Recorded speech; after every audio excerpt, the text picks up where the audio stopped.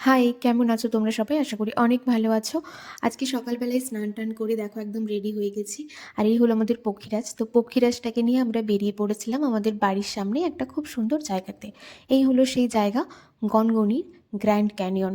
দেখতেই পাচ্ছ খুব সুন্দর একটা জায়গা। এটা হচ্ছে মূলত পিকনিক স্পট। তো আমরা আজকে পিকনিক করব না, জাস্ট ঘুরতেই এলাম। প্রচণ্ড হাওয়া দিচ্ছে, আমি এই জন্য সোয়েটারটা পরে নিলাম। দেখতে পাচ্ছ এরকম ধাপ ভেঙে নিচে নামতে হয়। আমি, আমার শাশুড়ি মা আর সন্দীপ তিনজনে মিলে গিয়েছিলাম।